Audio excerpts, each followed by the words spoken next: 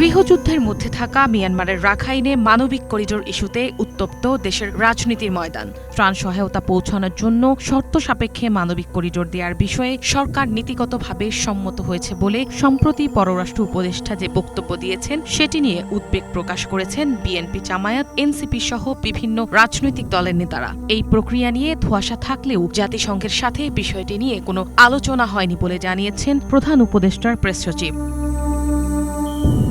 রাজনৈতিক দলগুলোর সঙ্গে আলোচনা না করে রাষ্ট্রীয় নিরাপত্তার সঙ্গে সম্পর্কিত গুরুত্বপূর্ণ এই ইস্যুতে অন্তর্বর্তী সরকার কিসের ভিত্তিতে এবং কোন প্রক্রিয়ায় মানবিক করিডোর প্রদানের সিদ্ধান্ত নিচ্ছে সেই প্রশ্ন তুলছেন অনেকেই।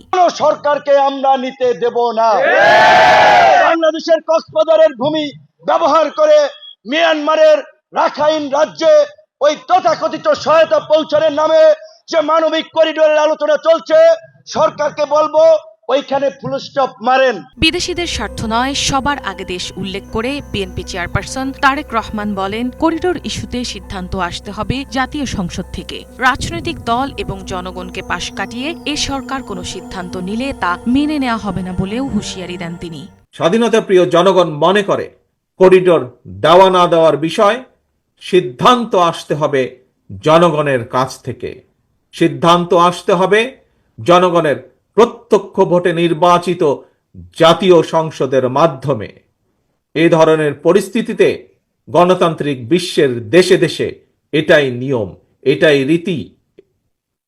আমাদের বক্তব্য স্পষ্ট, বিদেশিদের স্বার্থ রক্ষার স্বার্থে নয়, অন্তর্বর্তীকালীন সরকারকে সবার আগে দেশের জনগণের স্বার্থ নিশ্চিত করতে হবে। এ বিষয়ে জামায়াতে ইসলামী ও এনসিপির নেতারাও সরকারের কাছে ব্যাখ্যা দাবি করেছেন। এই ফলে এই ধরনের একটা সিদ্ধান্ত, জাতীয় সিদ্ধান্ত নেওয়ার ক্ষেত্রে রাজনৈতিক দলগুলোর সাথে আসলে আলোচনার প্রয়োজন এবং সরকার, আমরা এখন আসলে স্পষ্ট হই নাই যে করিডোর বা সেখানে রোহিঙ্গা প্রত্যাবর্তনের বিষয়টা আসলে কিভাবে থাকবে, পুরা হোল প্রজেক্টটাও আসলে পরিষ্কার হওয়া প্রয়োজন। তখন হয়তো আমাদেরও মন্তব্য করতে সহায়তা হবে। প্রাথমিক রেসপন্স হচ্ছে যে রাজনৈতিক দলগুলোর সাথে খুবই দ্রুত এই বিষয়ে সরকারের সংলাপ প্রয়োজন। এদিকে পররাষ্ট্র উপদেষ্টার বক্তব্যে হিউম্যানিটেরিয়ান প্যাসেজ বা মানবিক করিডোর বিষয়ে নীতিগত সম্মতির কথা উল্লেখ করা হলেও বিষয়টি নিয়ে এখন ভিন্ন ব্যাখ্যা তুলে ধরছে সরকার। মানবিক করিডোর নিয়ে জাতিসংঘ অথবা অন্য কোনো সংস্থার সঙ্গে আলোচনা হয়নি বলে জানিয়েছেন প্রধান উপদেষ্টার প্রেস সচিব শফিকুল আলম। নীতিগতভাবে আমরা এটা সম্মত, কারণ এটা হিউম্যানিটেরিয়ান একটা প্যাসেজ হবে, কিন্তু এটার কিছু আমাদের কিছু শর্তাবলী আছে, সেগুলি আমি ডিটেলস এখন যাচ্ছি না।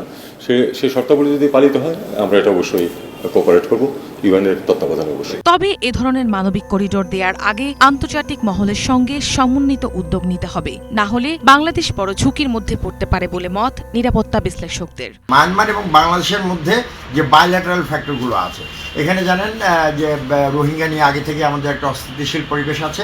আবার এই রাখাইন স্টেট নিয়ে আমরা যদি রাখাইনদেরকে বা সেখানে যদি যারা পীড়িত, যুদ্ধপীড়িত অবস্থায় আছে তাদের সাহায্যের জন্য এটা করা হয়, তাহলে যদি সেই সাথে রাখাইন আর্মি যারা মায়ানমার আর্মির এগেনস্টে যুদ্ধ করছে, তো তারা যদি একটা অ্যাডভান্টেজিয়াস পজিশনে যায়, সেক্ষেত্রে কিন্তু মায়ানমার এটাকে পছন্দ করবে না এবং সেক্ষেত্রে বাইল্যাটারাল একটা টেনশন ক্রিয়েট হবে। এই মানবিক করিডোরটাকে যদি সুপার পাওয়ার বা রিজিওনাল পাওয়ার তারা যদি তাদের জিও স্ট্র্যাটেজিক অবজেক্টিভ বাস্তবায়নের জন্য হিডেন এজেন্ডা রেখে এটা করে থাকে, তাহলে এটা কোনোদিনও সফল হবে না। এটা আরও বিগার নিরাপত্তা থ্রেট নিয়ে আসবে এবং বাংলাদেশ সেক্ষেত্রে একটা ভালনারেবল পজিশনে পড়বে।